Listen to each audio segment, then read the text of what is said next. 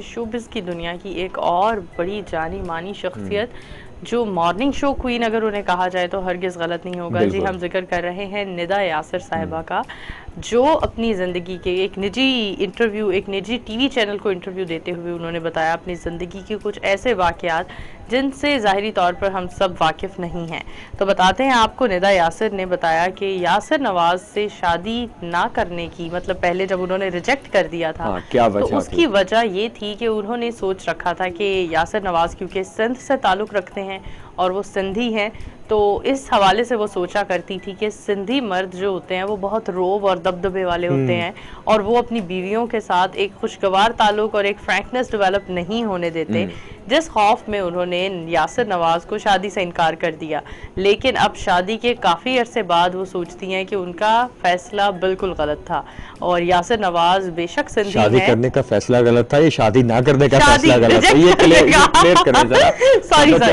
डेढ़ दहाई पे उनकी शादी चल चुकी है, 15 साल की शादी को हो गया और ये खबर जो है नहीं, ये सिर्फ एक स्लिप ऑफ टंग था कि उन्हें रिजेक्ट करने का फैसला गलत साबित हुआ, जो शादी के कुछ अरसे बाद उन्हें एहसास हुआ। अच्छा, निदा यासिर ने बताया कि ARY पर पहले शाइस्ता लोधी मॉर्निंग शो किया करती थी, तो उन्होंने इन्हें दरख्वास्त की कि वो कुछ दिन के लिए इनकी जगह शो कर लें, जिसके बाद उन्हें भी शो करने का मजा आने लगा और फिर कुछ ही दिनों बाद वो मॉर्निंग शो मेजबान बन गई। अच्छा, उन्होंने इंकशाफ किया कि इब्तदाई तौर पर शौहर ने इन्हें मॉर्निंग शो करने की इजाजत भी नहीं दी थी। कहा था कि जो खवातीन मॉर्निंग शो करती हैं इनकी शादियां ज्यादा देर तक नहीं चल पाती हैं।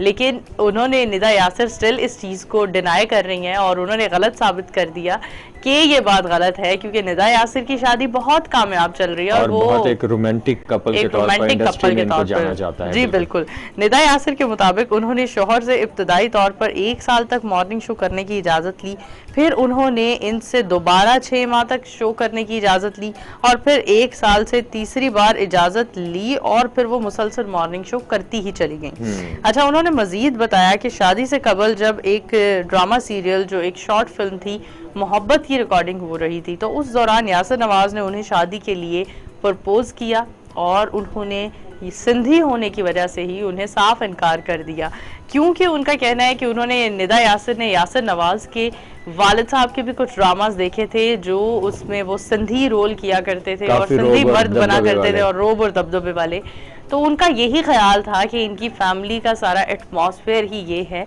इनके यहाँ तो लड़की के साथ या बीवी के साथ वो एक फ्रैंकनेस लेवल डेवलप ही नहीं किया जाता। तो इस बेस पर उन्होंने यासिर नवाज को जो पहले उन्होंने प्रपोज किया उसको डिनाई किया और इग्नोर किया और